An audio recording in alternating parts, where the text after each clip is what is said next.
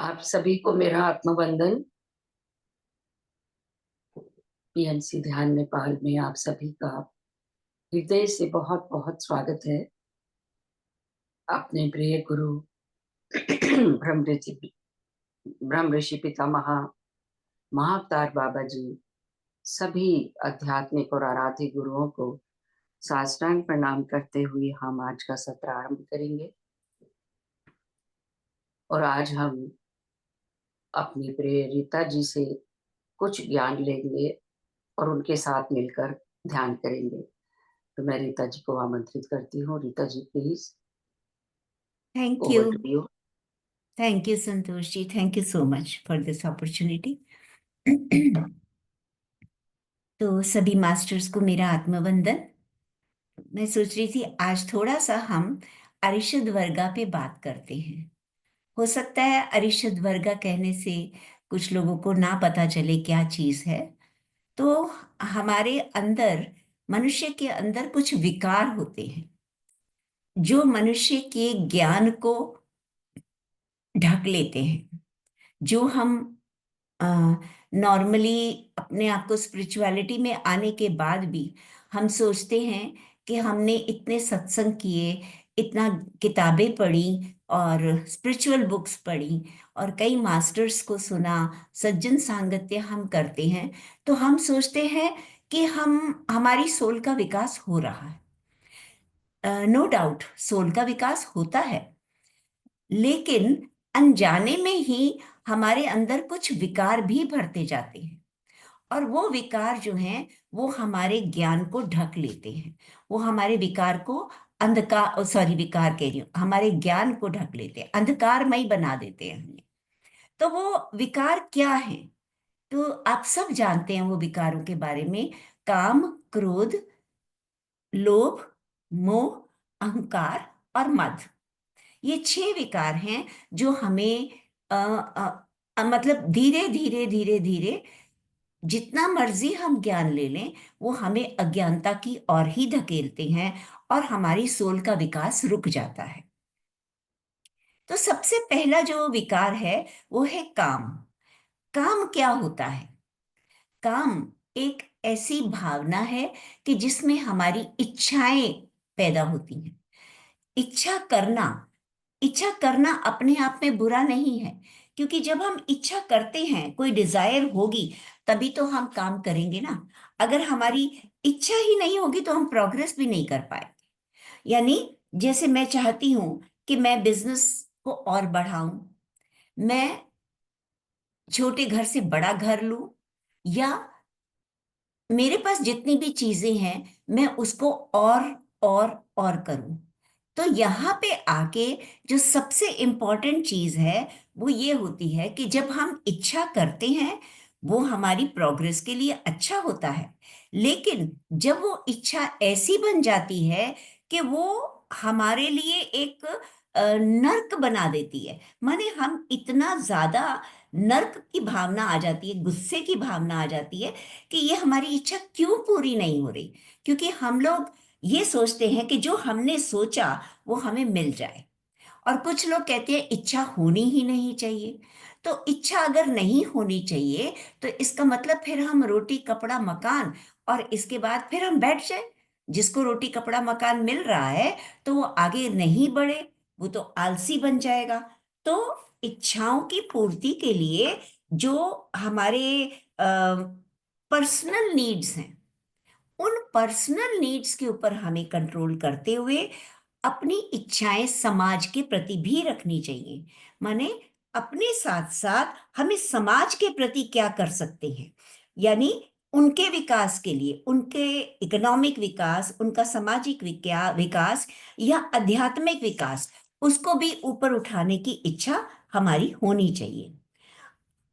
अब जब ये इच्छा बढ़ने लगती है, मैंने एक कार ली तो मेरा मन थोड़े दिन के बाद भर जाएगा, मैं कहूंगी नहीं अब इससे तो बड़ी कार होनी चाहिए। घर बनाया तो थोड़े दिन के बाद लगेगा नहीं अब तो ये बच्चे बड़े हो रहे हैं, अब तो ये घर छोटा हो गया है, तो मुझे इससे बड़ा घर लेना है। तो मास्टर्स, जब हम इस तरह से इच्छाएं करते हैं और वो हमारी इच्छा पूरी नहीं होती, तो फिर क्या होता है? हमें क्रोध आता है, हम क्रोध में चले जाते हैं। इसी को हम अ, जब ये बढ़ने शुरू हो जाता है तो इसी से हमारी जो है वो खुशी खत्म हो जाती है। हम अगर कोई बिजनेस शुरू करते हैं, हम ये सोचकर बिजनेस शुरू करते हैं कि मैं तो इस बिजनेस को बहुत आगे बढ़ाऊंगा, और बिजनेस को जब मैं आगे बढ़ाऊंगा और बाय चांस वो फेल हो जाए या उतनी सक्सेस ना मिले, या कोई इंसान सोचता है कि मुझे तो डॉक्टर बनना है लेकिन एंट्रेंस एग्जाम में बार बार फेल हो रहा है, तो फिर वो हमारे लिए वो जो फेलियर है वो हमें बहुत दुख देता है, और उस दुख से हम क्रोध में आ जाते हैं। हमारे पास जो खुशियां हैं, जो कुछ है, हम उसको भी इंजॉय नहीं कर पाते। तो फिर इसको कंट्रोल कैसे करें? तो यहाँ पर जो सबसे इंपॉर्टेंट चीज है सोचने की, कि अगर हमें कोई चीज चाहकर भी, मेहनत से भी नहीं मिल रही, तो इसका मतलब अभी वो चीज हमारे लिए सही नहीं है। भगवान नहीं अभी हमें देना चाहते, और हमें बड़ी पेशेंस से जो भी हमारे पास है उसी में खुश रहकर, और समय आने पर हमें यह सोचना चाहिए कि समय आने पर हमारी इच्छा पूरी हो जाएगी, मगर प्रेजेंट में अगर नहीं हो रही तो वो अभी हमारे लिए सही नहीं है। तो इस तरह से हम अपने आप को कंट्रोल कर सकते हैं। फिर दूसरी हमारा जो षड्रिपु है, या विकार है, या आप कह सकते हो अरिषद वर्ग का है, वो है क्रोध। कई बार क्या होता है कि जब इच्छा पूरी नहीं होती तो हम तो मेहनत कर रहे हैं उसको पाने के लिए, लेकिन हम ये नहीं सोच पाते कि जिस तरीके से मेहनत करनी चाहिए, जिस तरीके से उस काम की प्लानिंग करनी चाहिए, वो नहीं हो पा रही। तो हमें क्रोध आता है, और जब क्रोध आता है तो हम ना सिर्फ अपना बल्कि सामने वाले का भी नुकसान करते हैं। तो इसका एक एग्जाम्पल है बहुत सुंदर, कि एक लेडी ऑफिस से बहुत थकी हुई आती है। उसका वर्कलोड उस दिन बहुत ज्यादा था, वो बहुत थकी हुई थी। तो घर आती है तो उसकी छोटी सी बेटी माँ को देख के बहुत खुश होती है, लेकिन लेडी सोच कर आती है कि मैं घर आई हूं तो अब मैं रेस्ट करूंगी, तो मेरा सिर दर्द और मेरी ये थकावट दूर हो जाएगी। मगर वो बच्ची तो अपनी माँ को खुश करना चाहती है। वो गाती है, डांस करती है कि मेरी माँ मेरे से प्यार करेगी, मेरे को देख के खुश होगी। और अल्टीमेटली क्या होता है कि वो माँ जो है वो अपनी बेटी को इतना जबरदस्त डांट देती है कि तुम तो गवारों की तरह डांस करती हो, तुम्हारी तो आवाज इतनी भद्दी है, तुम अच्छा गा ही नहीं सकती। अब ये जो बात है उस बच्ची के अंदर इतना उसको दबा देती है कि वो उस दिन से वो सोचती है मेरी माँ ने अगर ये बात कही है तो इसका मतलब मुझे सचमुच गाना नहीं आता। वो उस दिन से गाना छोड़ देती है और जिंदगी भर गाना नहीं गा पाती। अब इसमें क्या हुआ कि इसमें हमने अपना तो नुकसान किया, क्रोध करके हमारा बीपी तो हाई हुआ, लेकिन उस बच्ची के लिए हमने आगे के लिए प्रोग्रेस का रास्ता बंद कर दिया। तो क्रोध को पहचाने कैसे, कैसे पता चले हमारे क्रोध के बारे में? तो इसमें मास्टर्स ने बहुत अच्छा बताया है कि जब हम मेडिटेशन करते हैं, या हम नींद में हमें सपना आता है कि हमें आग बहुत ज्यादा दिखती है, कहीं भी आग जली हुई दिखती है, या हमें गैस सिलेंडर बहुत दिखते हैं, तो इसका मतलब है कि हमारे अंदर क्रोध का भाव है और हम क्रोध को कंट्रोल नहीं कर पाते। या हमें गैस स्टोव दिखते हैं, गैस की ट्यूब्स दिखती हैं, तो यहां से पता चलता है कि अगर हम चाहें तो हम क्रोध पे कंट्रोल कर सकते हैं। तो ये कुछ ऐसी मतलब एक्सपीरियंसेस हैं लोगों के, जो हमें सज्जन सांगत्य में जाने से पता चलते हैं। तो जब हम ऐसी चीजें सुनते हैं और सज्जन सांगत्य में लोगों के बारे में जानते हैं, तो हम क्रोध को कंट्रोल भी कर सकते हैं। और सबसे बड़ी बात यह है कि हम सब मेडिटेटर्स हैं। अगर हम मेडिटेशन करते हैं तो 60% क्रोध तो हमारा वैसे ही शांत हो जाता है। आप सब ने ही देखा होगा, आप सब इतने बढ़िया मेडिटेटर्स हैं, तो आपने देखा होगा कि दिन पर दिन हम शांत होते जाते हैं। हमें सामने वाले की गलतियां, सामने वाले की चीजें प्रभावित नहीं करती। तो अगर हम मेडिटेशन करें, सज्जन सांगत्य में जाएं और लोगों के अनुभव सुने और अपने अनुभव शेयर करें, तो उससे 20% सज्जन सांगत्य से भी हमारा क्रोध शांत हो जाता है। और तीसरी चीज क्या है कि अगर हम जिस बात पे, जिस मनुष्य से हमें के ऊपर हमें क्रोध आ रहा है, अगर हम उसको सुने, कई बार ऐसा होता है ना कि किसी ने कुछ ऐसा कहा और हम रिएक्ट कर गए, हमें क्रोध आ गया, लेकिन जब हम उसकी बात को सुनेंगे ध्यान से और उस सिचुएशन में खुद को देखें कि इसको गुस्सा क्यों आ रहा है, क्या कारण है इसके गुस्से का, तो शायद हम उस, कहते हैं ना, दूसरे के जूते में पांव डाल के देखें, तभी हमें पता चलता है। तो हम शायद अपने गुस्से को काफी हद तक कंट्रोल कर सकते हैं, और उस समय फिर हम रिएक्ट नहीं करेंगे, हम रिस्पॉन्ड करेंगे, और जिससे कि हमारा गुस्सा कंट्रोल हो जाएगा। तो हमने देखा कि अगर हमें गुस्से की आदत पड़ गई है, हम बहुत जल्दी गुस्सा कर जाते हैं, तो 60% गुस्सा तो हम मेडिटेशन से दूर कर सकते हैं, 20% गुस्सा हम सज्जन सांगत्य अटेंड करके दूर कर सकते हैं, क्योंकि जब दूसरों के अनुभव सुनते हैं, जैसे अभी मैंने आपको वो लेडी का बताया, तो हम रियलाइज कर सकते हैं ना कि ऐसी सिचुएशन हो तो हमें कैसे बिहेव करना चाहिए। तो 20% गुस्सा जो है वो सज्जन सांगत्य से कंट्रोल कर सकते हैं, और 10% गुस्सा जो है वो हम जब अपने आप को सामने वाले के सामने वाले की सिचुएशन में डाल के देखते हैं, तो भी हम उससे कंट्रोल कर सकते हैं। तो इस तरह से 90% गुस्सा तो हमारा कंट्रोल हो जाएगा, और जो 10% गुस्सा बचेगा मास्टर्स, वो रियल गुस्सा कहलाता है। वो हमारे अंदर होना ही चाहिए, वो हर एक एनलाइटेंड पर्सन के अंदर होता है। जैसे आपने पितामह के बारे में, ब्रह्मऋषि पत्री जी के बारे में भी सुना होगा कि कई बार लोग इतना ज्यादा उनसे पूछते हैं कि मेरी ये प्रॉब्लम है, मेरी ये समस्या है, मैं कैसे इससे बाहर आऊं, तो पत्री जी भी कई बार नाराज हो जाते थे, गुस्सा कर देते थे, यहाँ तक कि इतना गुस्सा कर देते थे कि हाथ भी उठा देते थे किसी के ऊपर। हालांकि वो हाथ उठाना उनका रिएक्शन नहीं था, कि उनको ये लगता था कि बार बार मैं कह रहा हूं मेडिटेशन करो, मेडिटेशन करो, मेडिटेशन को बढ़ाओ, तो इसको समझ क्यों नहीं आ रही। तो वो 10% गुस्सा जो है वो रियल गुस्सा कहलाता है। रियल गुस्सा का क्या मतलब है? हर एक, मैंने कहा जैसे कि हर एक इंसान के अंदर 10% गुस्सा होना चाहिए, पर उस गुस्से को भी हमें हमेशा देखना है कि कौन सी कंडीशंस हैं, चाहे वो कंडीशन हमारे फेवर में है चाहे अनफेवरेबल है, हमें उसको बहुत समझदारी से यूज करना चाहिए।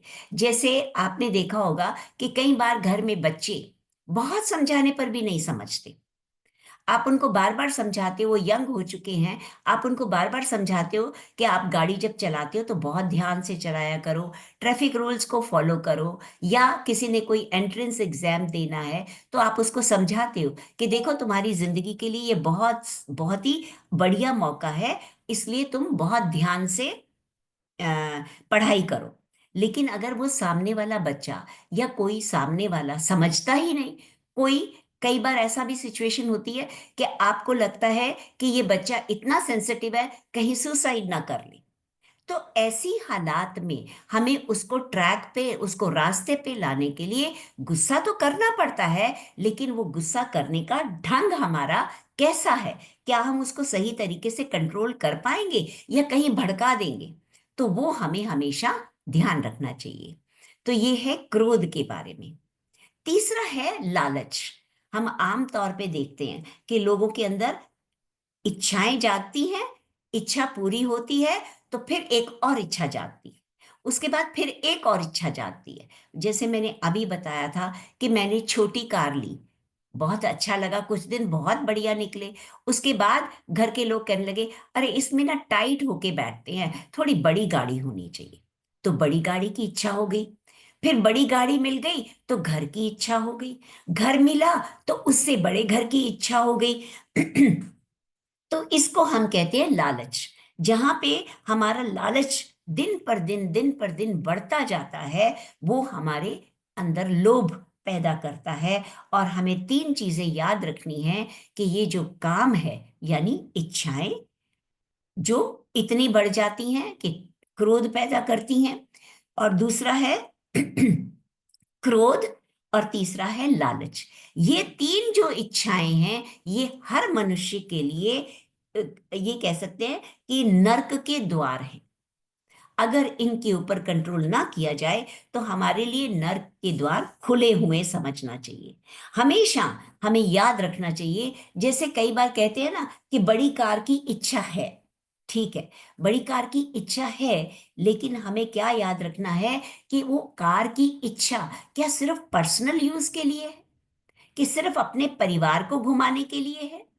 तो वो जो इच्छाएं हैं उसमें भी हमें ध्यान ये रखना है कि जितना ज्ञान और जितना धन जो भी हमें चाहिए, अगर हम वो बांटना शुरू करते हैं तो वो यूनिवर्स, वो प्रकृति हमें अपने आप उसको कई गुना बढ़ा के देती है।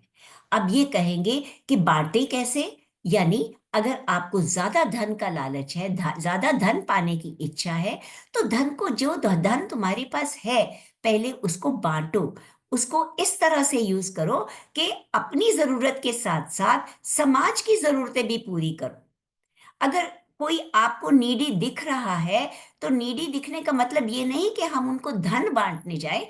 उस धन से उसको, उसकी आत्मा का विकास में कैसे मदद कर सकते हैं, तो उस तरह से, जैसे कोई पिरामिड बनवा रहा है तो पिरामिड बनवाने में मदद कर सकते हैं।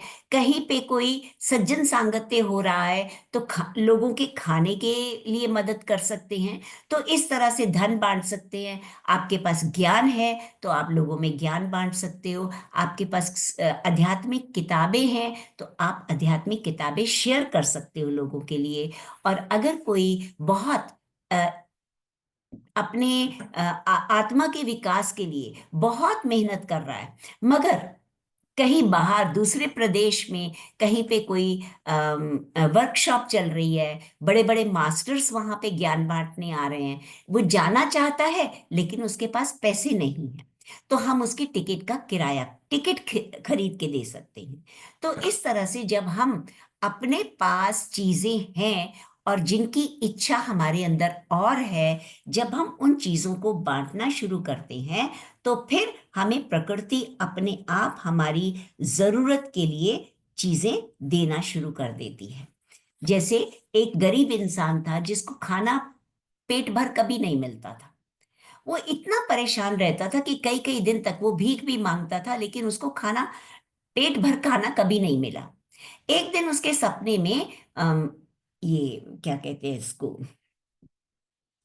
अ, वो कौन है, जो मुनि है, जो घूमते रहते हैं, क्या कहते हैं, अ, नारद मुनि। नारद मुनि जी। एक दिन उनके सपने में नारद मुनि जी आए। तो जब वो आए तो उसने पूछा कि महाराज, मेरे को जिंदगी में कभी पेट भर खाना नहीं मिला, तो मैंने क्या बुरा किया है कि मुझे खाना नहीं ढंग से मिलता? तो वो कहते हैं कि जितना खाना तुम्हारी किस्मत में था वो तुम खा चुके हो। अब सिर्फ 1 किलो गेहूं, तो 1 किलो अनाज रह गया है तुम्हारी जिंदगी का, और अभी तुम्हारे पास 1 महीना बचा है, तो फिर वो तुम्हें थोड़ा थोड़ा करके ही मिलेगा। तो वो कहता है कि क्या ऐसा नहीं हो सकता कि वो 1 किलो अनाज मुझे इकट्ठा दे दो? तो नारद मुनि जी कहते हैं कि अच्छा, हो तो सकता है, लेकिन तुम ये बताओ कि फिर बाकी के दिन कैसे निकालोगे? उसने कहा कोई बात नहीं, मुझे एक दिन तो खाने दो ढंग से। तो नारद मुनि जी उसको ब्लेस करते हैं, आशीर्वाद से 1 किलो अनाज उसके हाथ में आ जाता है, और वो बहुत खुश होता है। वो जंगल में लकड़ियां इकट्ठी करके आग जलाता है और खाना पकाना शुरू करता है। जैसे ही खाना तैयार होता है, वो खाने बैठता है तो कोई एक भिखारी उसके सामने आ जाता है। तो वो कहता है अच्छा आजा आजा, क्योंकि उसने वो दिन देखे हुए थे। और वो कहता है चलो हम दोनों मिलके खाएंगे। वो अभी उस भिखारी को खाना सर्व करता है तो एक और आ जाता है। फिर जो थोड़ा सा बचता है फिर खाने लगता है तो फिर कोई और आ जाता है। ऐसा करते करते 3 4 लोग आ जाते हैं उससे खाना मांगने के लिए, और उसके लिए खाना फिर नहीं बचता।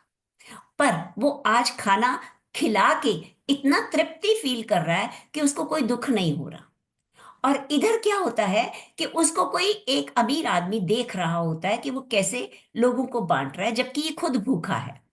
तो वो आके उसको थोड़ा अनाज दे जाता है कि तुम इतना अच्छा काम कर रहे हो, लोगों की सेवा कर रहे हो, तो ये मेरी तरफ से ले लो, तुम ऐसे ही खाना बना के बांटा करो। और वो ये कार्य नियमित रूप से करना शुरू कर देता है। जब वो नियमित रूप से करना शुरू कर देता है, तो कोई ना कोई रोज आके उसको अनाज दे जाता है। और एक दिन ऐसा आता है कि अनाज के भंडार लग जाते हैं, और वो रोज लंगर लगाता रहता है, लोगों को खिलाता रहता है, और खुद भी फिर खा लेता है।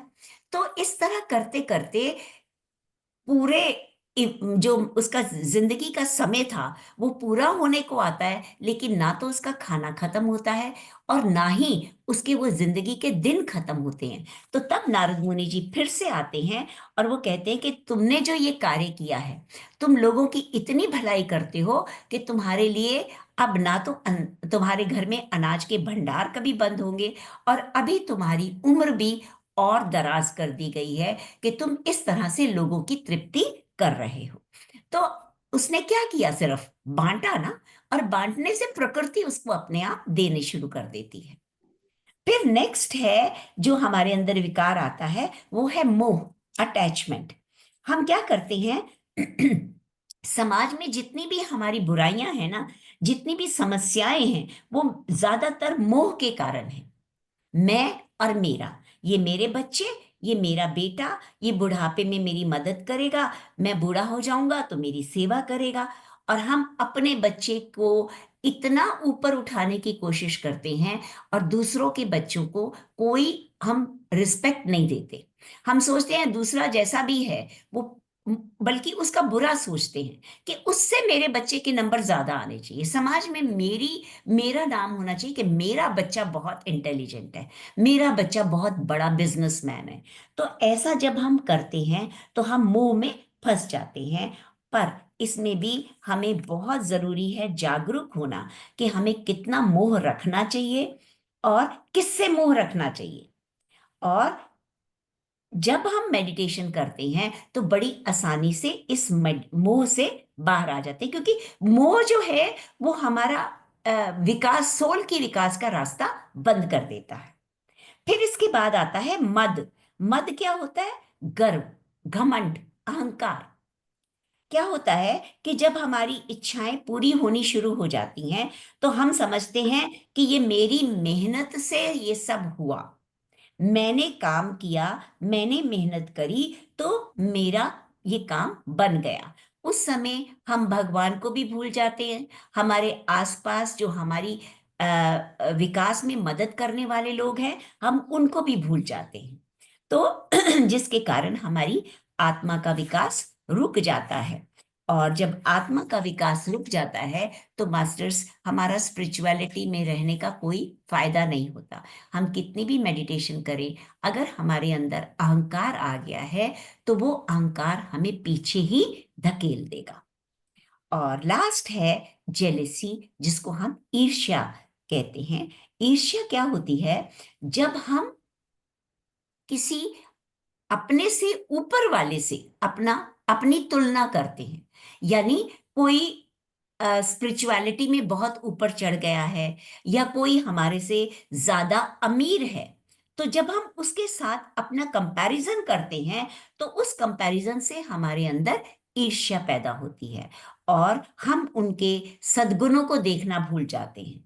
जिससे हम कंपैरिजन करते हैं, जिससे हम तुलना करते हैं, हम उसके सद्गुणों को नहीं देखते, फिर हम उसमें कमियां निकालते हैं। तो ऐसे जब हम कमियां निकालनी शुरू कर देते हैं तो ये हमारे अंदर ईर्ष्या पैदा करता है। तो ये हमारे विकार हैं मास्टर्स। जब हमारे अंदर ये विकार बढ़ जाते हैं तो हमें कई बार अपने आप ऐसे अनुभव पता नहीं चलता है ना। हम तो कहते हैं हम तो बहुत अच्छे हैं, हम ना तो किसी से ईर्ष्या करते हैं, ना हम तुलना कर किसी का बुरा चाहते हैं। लेकिन अगर हमें अपने सपने में या अपने मेडिटेशन के दौरान हमें फ्लश सिस्टम, टॉयलेट का अनुभव आते हैं, तो इसका मतलब हमें पहचानना है। क्योंकि टॉयलेट के अनुभवों में क्या होता है, ज्यादातर पानी की समस्या कि वाटर सप्लाई जो है ना वो फ्लश में नहीं प्रॉपर होती, कितनी भी बार रिपेयर करवाते जाओ वो फिर भी ठीक नहीं होती, 2 दिन के बाद फिर से प्रॉब्लम शुरू हो जाती है। या जो आपसे पहले फ्लश यूज करके गए हैं, टॉयलेट यूज करके गए हैं, उन्होंने फ्लश को उसको फ्लश नहीं किया अच्छी तरह से, तो आपको गंदगी देखनी पड़ती है। या आप अगर कहीं पब्लिक टॉयलेट में जाते हो तो कहीं इतना गंदा टॉयलेट आपके सामने पड़ता है कि आप उसको यूज भी नहीं कर पाते। तो ऐसी समस्याएं जब आती हैं तो हमें समझना चाहिए कि हमारे अंदर अरिशद वर्गा बढ़ गए हैं और अब हमें उनके ऊपर काम करना जरूरी है। क्योंकि टॉयलेट क्या है, ये एक्चुअली जो अरिशद वर्गा हैं इनको हमारी बड़ी आंत से कंपेयर किया है। जैसे बड़ी आंत का काम क्या होता है कि खाना पचने के बाद जो भी वेस्ट मटेरियल है उसको गुदा द्वार से बाहर निकालना।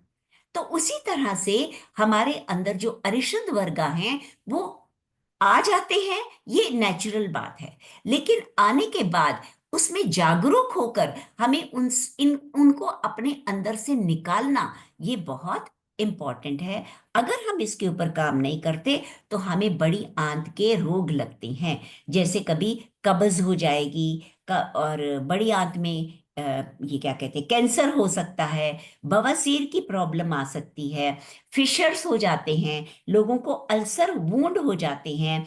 तो उससे बाहर आने के लिए ये समझना बहुत जरूरी है कि जब हम दूसरों से ईर्ष्या करते हैं या जब दूसरों के को देखकर अपने अंदर इच्छाएं पैदा करते हैं, तो वो हमें समझना है कि हर किसी के अंदर अच्छा और बुरा सब कुछ होता है। सिर्फ समझने की बात यह है कि दूसरों के लिए हमारे मन में जो गलत भाव आते हैं, जो नकारात्मकता आती है, उसको कैसे बाहर निकालें। अगर हम उसको बाहर निकालेंगे तो हमें ना तो ये वाले रोग होंगे और ना ही कभी हमारे को किसी से मोह होगा ज्यादा, और ना ही किसी से किसी के ऊपर क्रोध आएगा। तो ये मैं थोड़ा सा कहना चाहती थी, क्योंकि हमारे अनजाने में ही हम कुछ ऐसे अ, अरशद वर्गा पाल लेते हैं, कुछ ऐसे षड्रिपु, कुछ ऐसे विकार पाल लेते हैं जो हमारी आत्मा के विकास में रुकावट होते हैं। और हम चाहे कितनी भी मेडिटेशन करें तो हमारी आत्मा का विकास नहीं हो पाता। तो थैंक यू मास्टर्स। इसके बाद हम अब मेडिटेशन के लिए बैठते हैं। तो सभी लोग अपने तीनों बंध लगा लें, बिल्कुल शांत भाव में आ जाए, गर्दन और स्पाइन बिल्कुल सीधी, अपनी सांसों को नॉर्मल होने देंगे।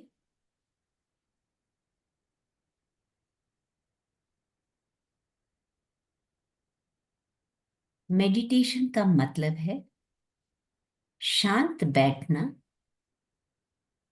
और कुछ भी नहीं करना,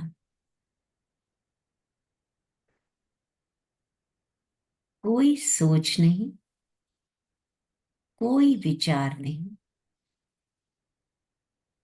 केवल अपने भीतर की यात्रा, बाहर से भीतर की ओर आना या मुड़ना।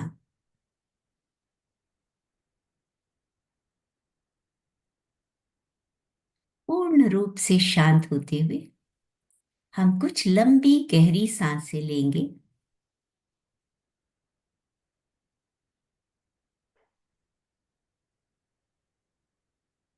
जैसे ही हम लंबी गहरी सांस के द्वारा अपनी सांस को भरते हैं तो हमारी चेस्ट, हमारे लंग्स और हमारा स्टमक फूल जाते,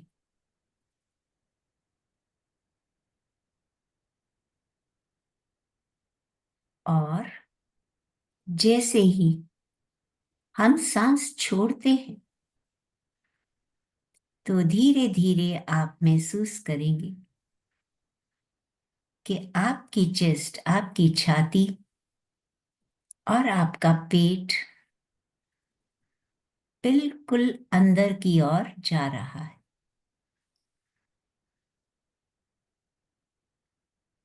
पूरी जागरूकता से शरीर में होते हुए इस परिवर्तन को देखते जाएं।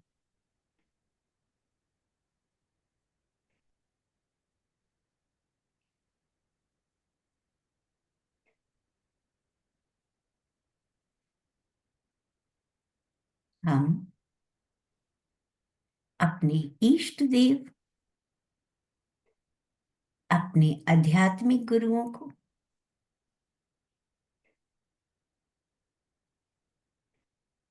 आदर सम्मान के साथ हमारे साथ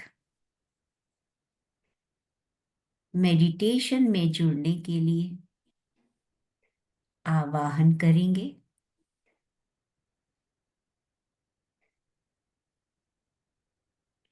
लॉर्ड गणेशा, हनुमान जी,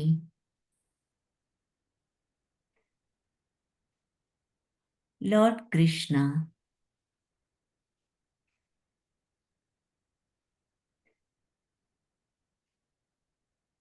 देवों के देव महादेव शिव शक्ति स्वरूप में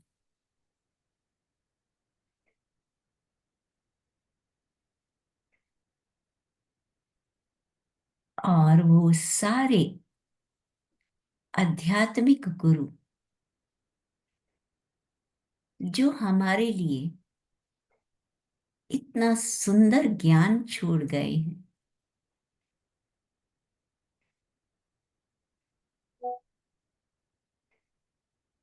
जिस ज्ञान को पाते पाते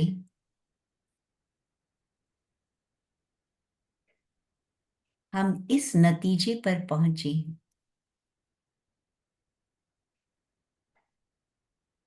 कि मैं कौन हूं। हु एम आई?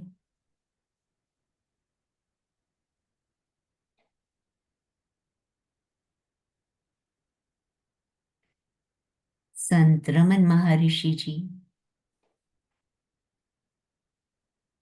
संत निसर्गदत्त,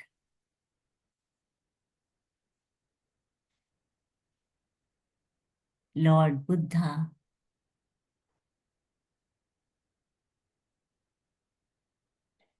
और हमारे पितामह ब्रह्म ऋषि पत्री जी,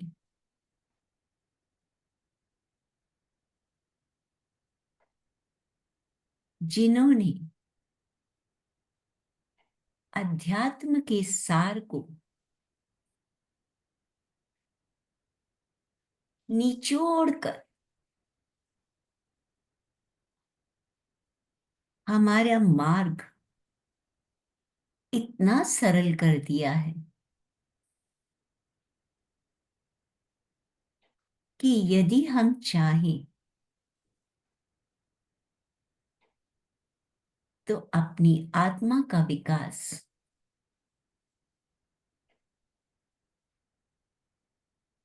जागरूक रहते हुए सरलता पूर्वक कर सकते हैं।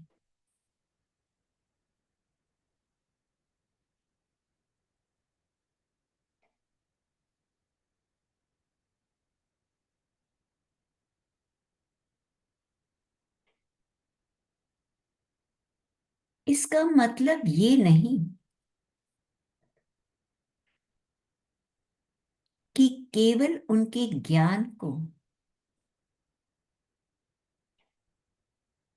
पढ़ने मात्र से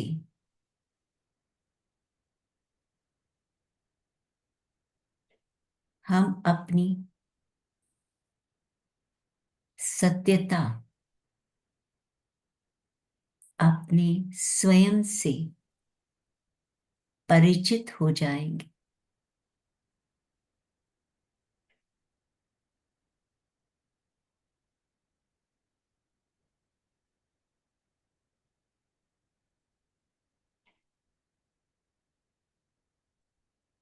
हम ये तो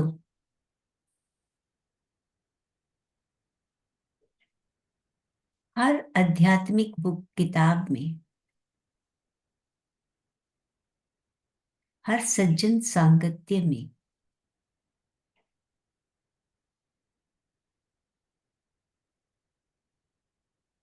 हर मास्टर के सत्संग में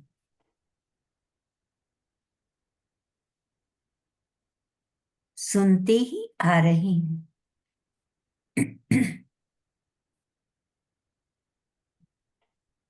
कि मैं इस शरीर, मन और बुद्धि से परे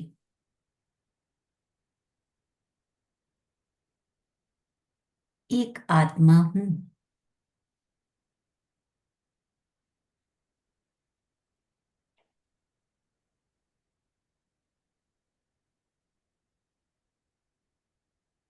तो इतनी बार सुनने से भी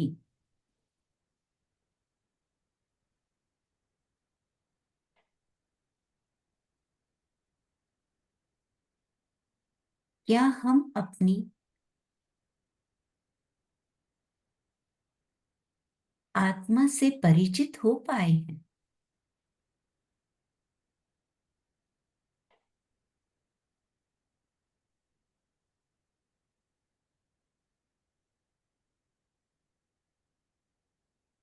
क्या ये बच्चों की अल्फाबेट से कि ABC रटते रहो, 1 2 3 रटते रहो, तो आपको काउंटिंग आ जाएगी, आपको वर्णमाला समझ आ जाएगी? नहीं मास्टर्स,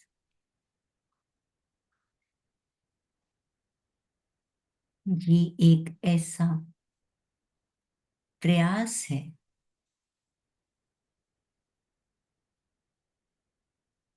जो हमें नित दिन नहीं, हर पल अपने जहन में उतारना है।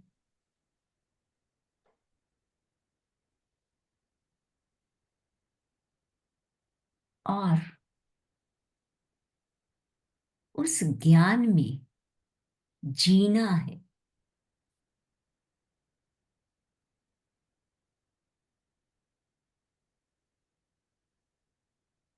क्योंकि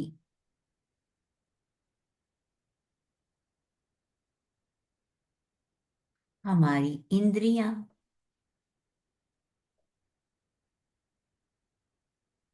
हरे हमारे मन को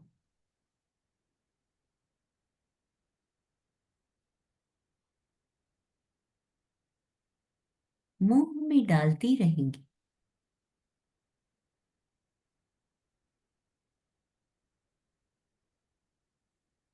और मन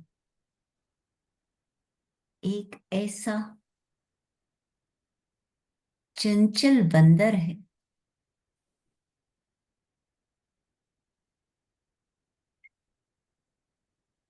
जिसका स्वयं पे कोई कंट्रोल नहीं।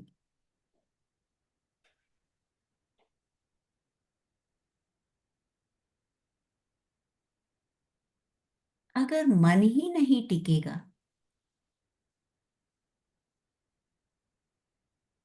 तो मन की मदद के बिना अपने स्वरूप को सही ढंग से समझना और उस स्थिति में टिक पाना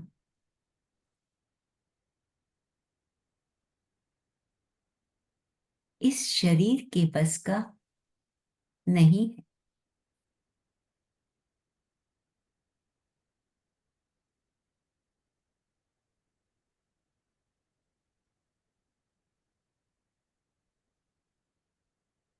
हम जानते हैं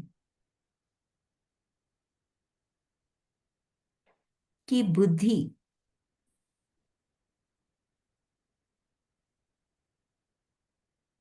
मन से बेहतर सोचती है।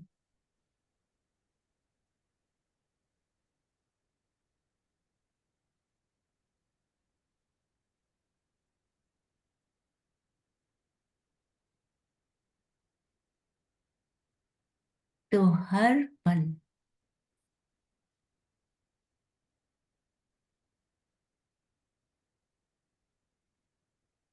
हमें अपने मन पे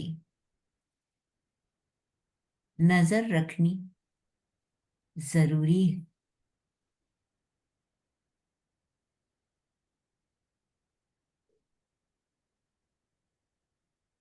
जैसे जैसे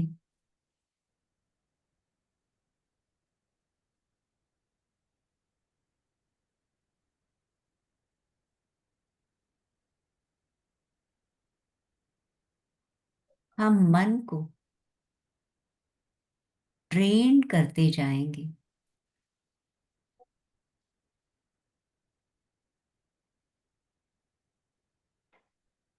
और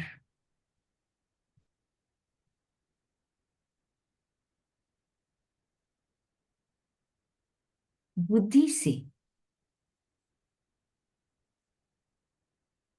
विश्लेषण करेंगे हर घटना का,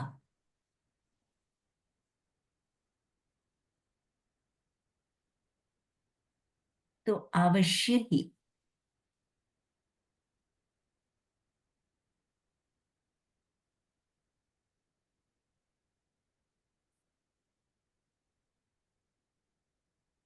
हम अपने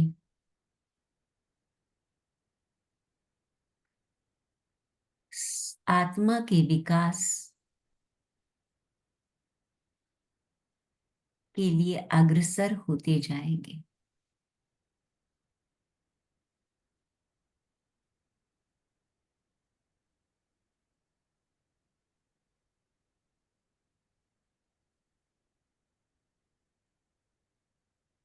जब भी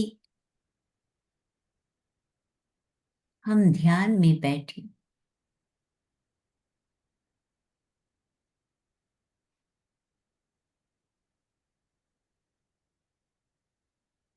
अपने भीतर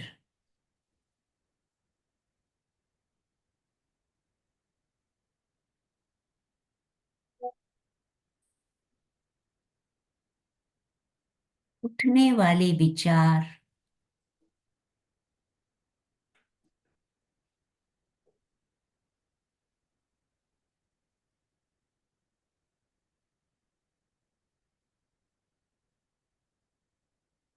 के प्रति सतर्क रहें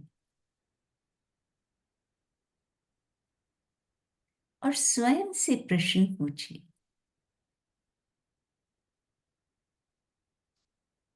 ये विचार किसके हैं? क्या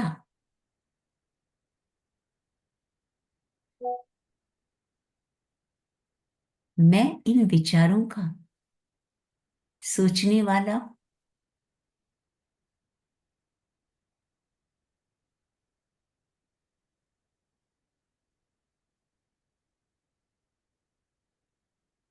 जितना जितना हम भीतर जाएंगे,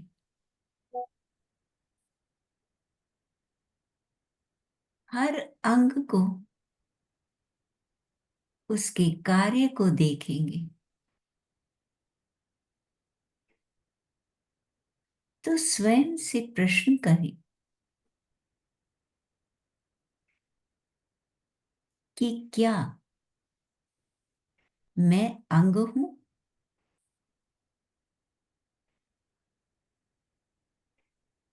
क्या इस कार्य का कर्ता मैं हूं?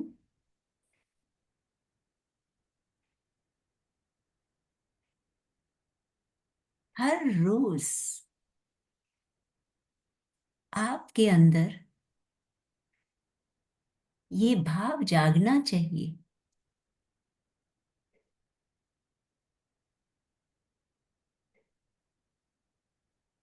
कि ये शरीर में जो परिवर्तन हो रहे, क्या ये मुझ में हो रहे?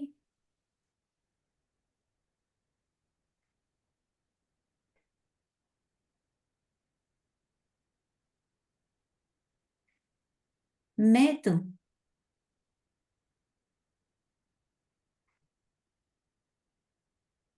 बचपन में भी ऐसा था,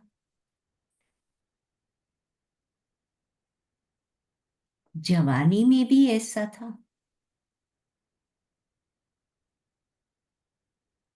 और अभी भी ऐसा का ऐसा ही हूं।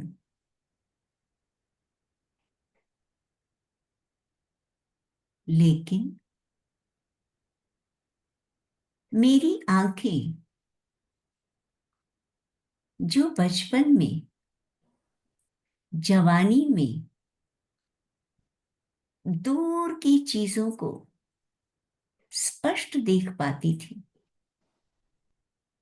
आज वो वैसी नहीं है।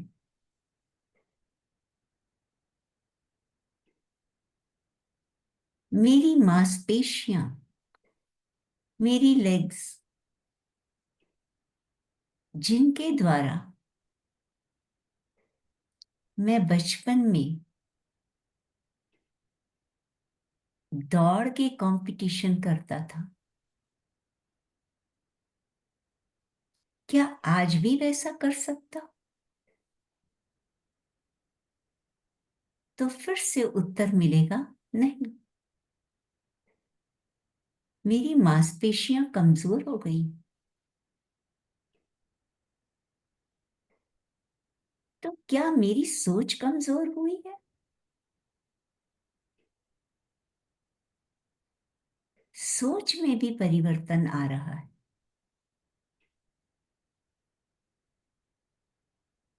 मगर मैं तो वही हूं।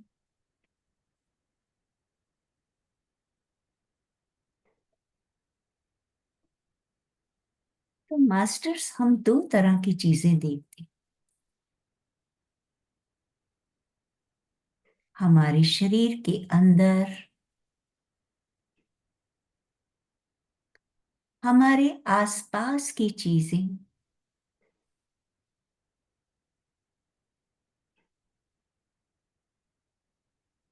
इन सब में हमें परिवर्तन दिखते हैं। और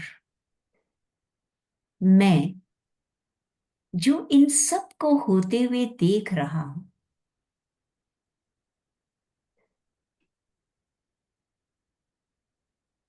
मैं तो अभी भी वैसा ही हूं।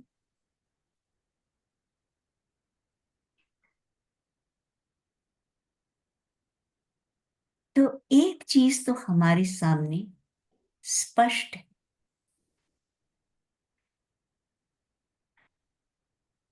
कि जहां तक भी हम अपनी नजर दौड़ाएं,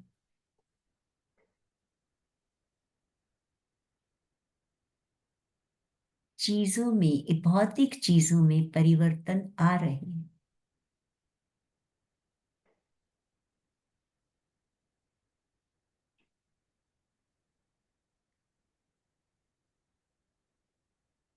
लेकिन उन भौतिक चीजों को देखने वाला मैं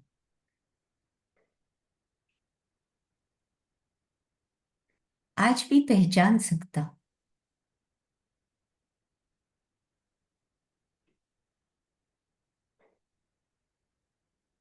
कि चीजों में परिवर्तन आ रहे हैं।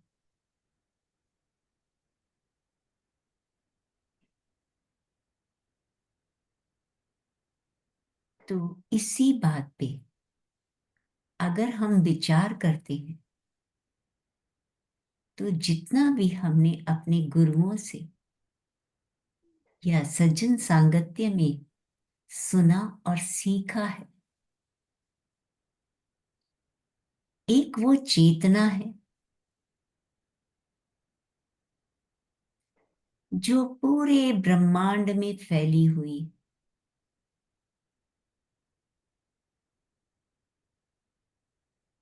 ऊर्जा के रूप में।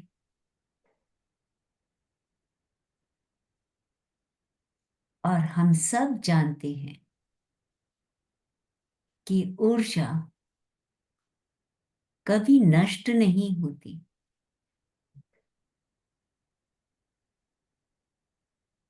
रूपांतरित हो सकती,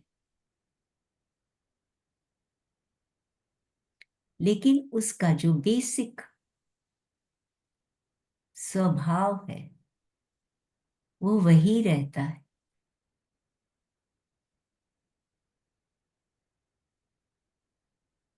और 5 तत्वों से बने हुए जितने भी ये भौतिक पदार्थ हमें दिखाई देते हैं,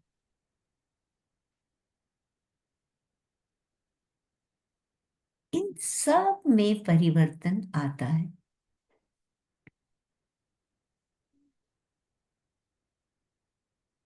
जैसे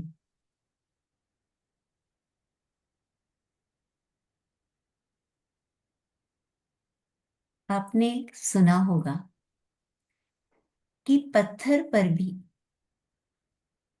पानी गिरता रहे तो उसमें गड्ढा हो जाता है।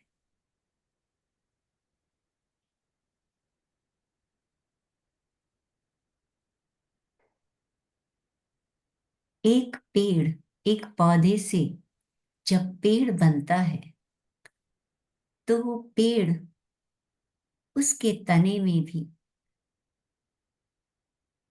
उम्र के लक्षण दिखाई देने लगते हैं।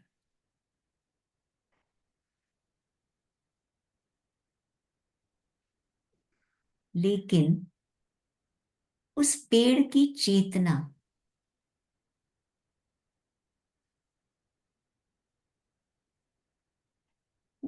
वो जब तक पेड़ है तब तक उस पेड़ के गुणों में जो देने की प्रकृति है वो नहीं बदलती।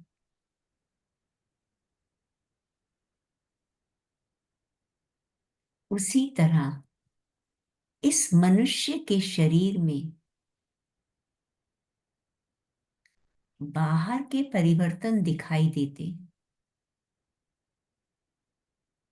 लेकिन उस मनुष्य के अंदर जो चेतना है वो आज भी उसको उतनी ही ऊर्जा दे रही।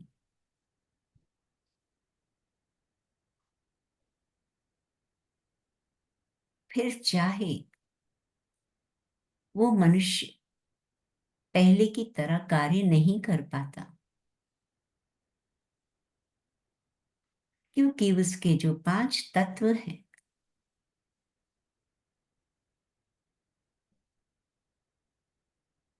वो धीरे धीरे विघटित होने शुरू हो जाते हैं। तो जो चीज हमेशा एक सी है वो क्या है?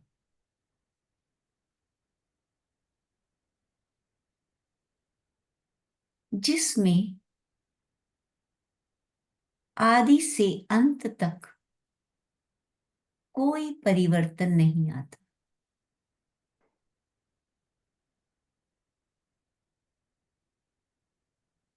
कहते हैं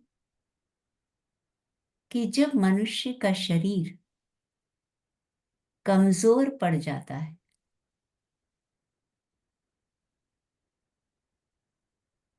तो एक दिन उसमें से वो सत निकल जाता है। वो सत निकलते ही मनुष्य निर्जीव मनुष्य या कोई भी प्राणी निर्जीव हो जाता है।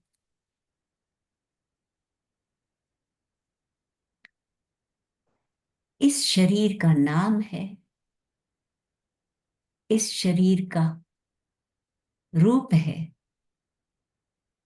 जो उसने जन्म के बाद प्राप्त किया। लेकिन वो जो सत्य निकला,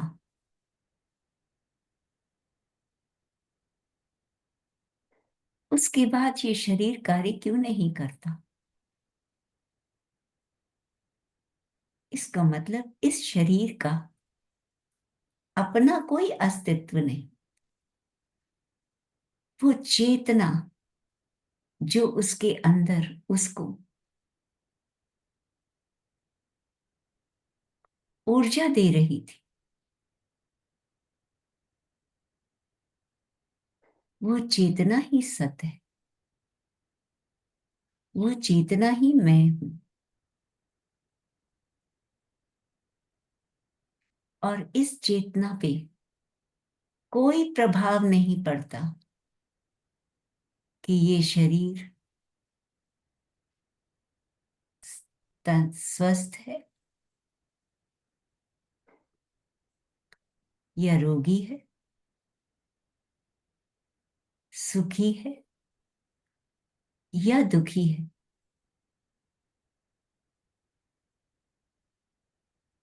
ये चेतना केवल एक साक्षी रूप है,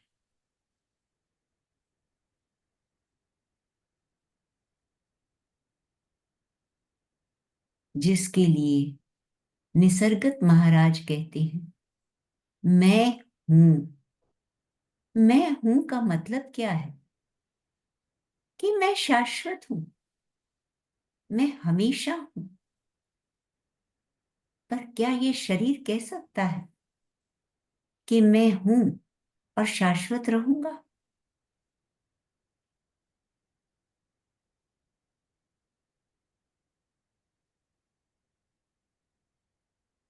रमन महर्षि कहते हैं, स्वयं को पहचानो। हु एम आई? मैं कौन हूं? क्या मैं बदलने वाला हूं या हमेशा रहने वाला हूं?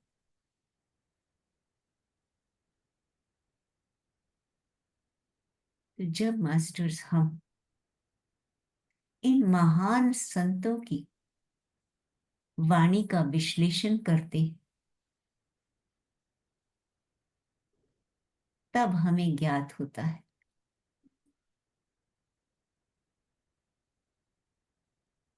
मैं वो सत्य हूं जो सदा से था, है और रहेगा। ये सुख और दुख इस शरीर के कर्मानुसार इसे मिलते। मैं इन सब से अलग एक साक्षी भाव हूं।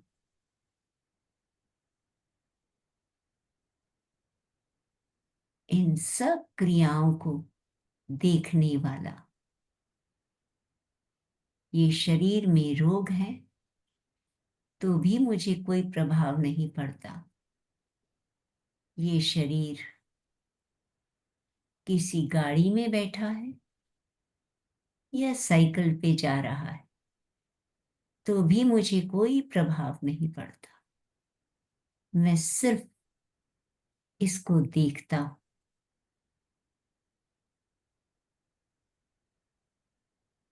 इसके कर्मों से मुझे कुछ लेना देना नहीं। जब जब ये मैं इस सत्य को समझ जाता है, तो मास्टर्स, ये मैं, ये आत्मा, ये उस परम परमात्मा का अंश आनंद में आ जाता है। जो उसका सत्य स्वरूप है।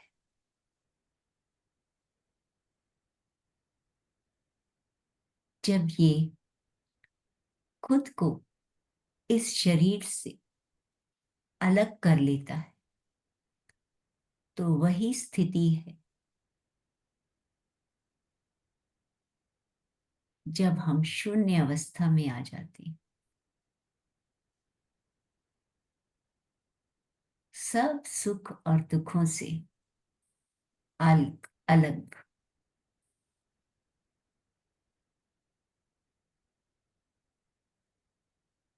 इसी स्थिति को पाने के लिए मास्टर्स आत्मा शरीर धारण करती है,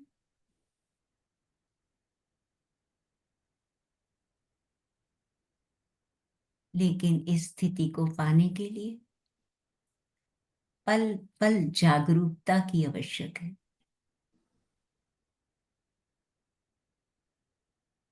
क्योंकि जब आत्मा जीव के साथ मिल जाती है तो वो जीवात्मा बन जाती है, और जब वो जीवात्मा बन जाती है तो वो इस मन के प्रभाव में आ जाती,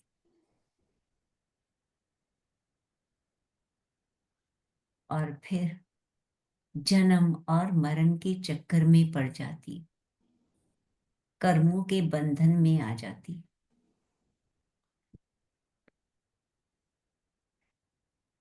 मास्टर्स पल पल अपने आप से प्रश्न करते रहे,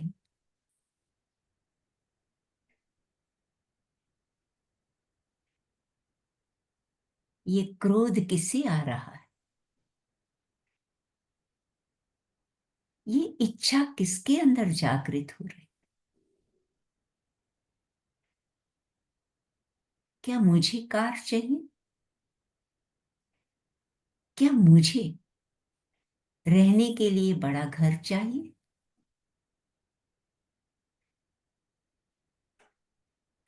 आत्मा तो पल पल आनंद में, वो तो सिर्फ दृष्टा है।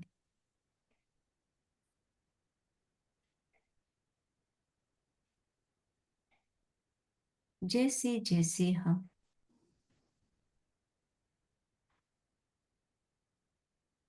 स्वयं से प्रश्न करते रहेंगे,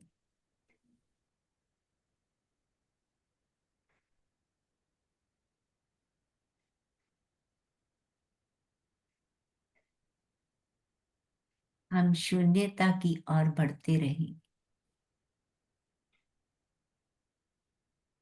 विचार हमें आने बंद हो जाएंगे या प्रभावित नहीं करेंगे।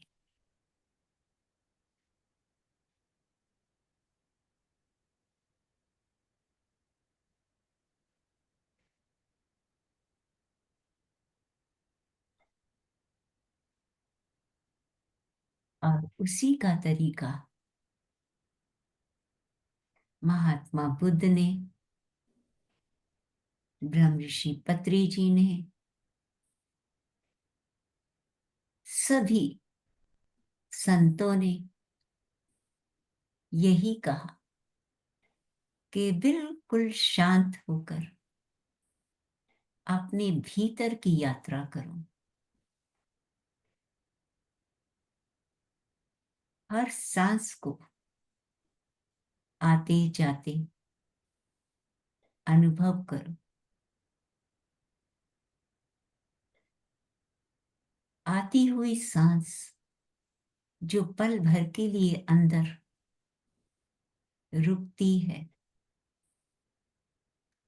और बाहर निकलने के बाद फिर पल भर के लिए रुकती है, उसी पे अपना ध्यान केंद्रित करो।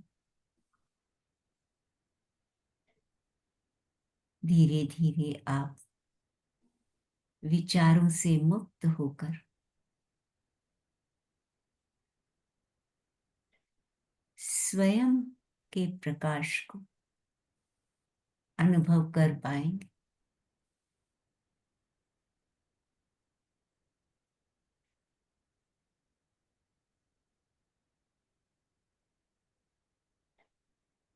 यही हमारे जीवन का ध्येय है।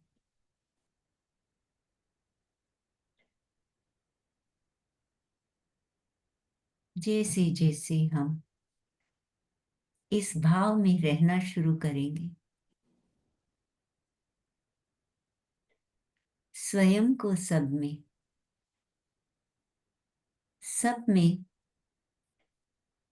और स्वयं में सबको देख पाएंगे। हमारे ये षड्रिपु काम, क्रोध, लोभ, मोह, अहंकार अपने आप ही खत्म होते जाएंगे।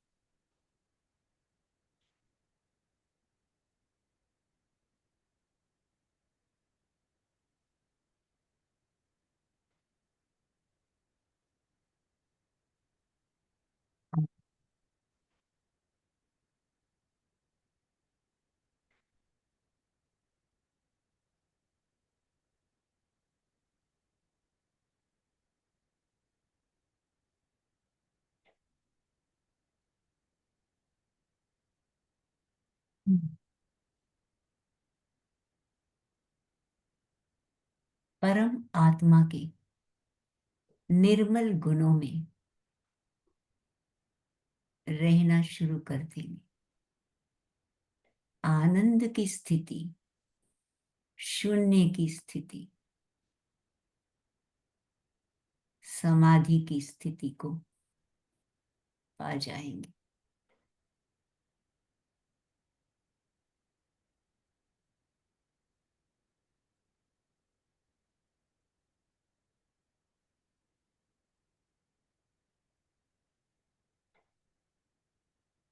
धीरे धीरे मास्टर्स ध्यान से बाहर आने की प्रक्रिया शुरू करेंगे।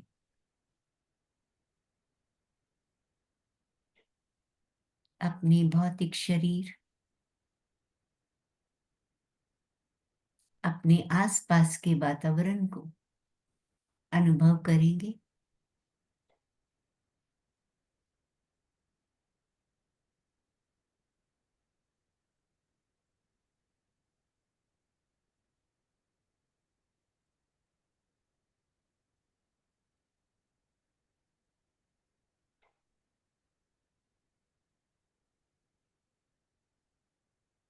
धीरे धीरे अपने हाथों की उंगलियों को अलग करेंगे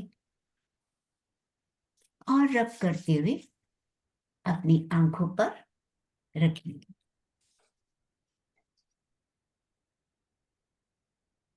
5, 4, 3, 2, 1, 0। धीरे धीरे हाथों को हटाते हुए अपने शरीर पर रब करेंगे और मुस्कुराते हुए आंखें खोल लेंगे।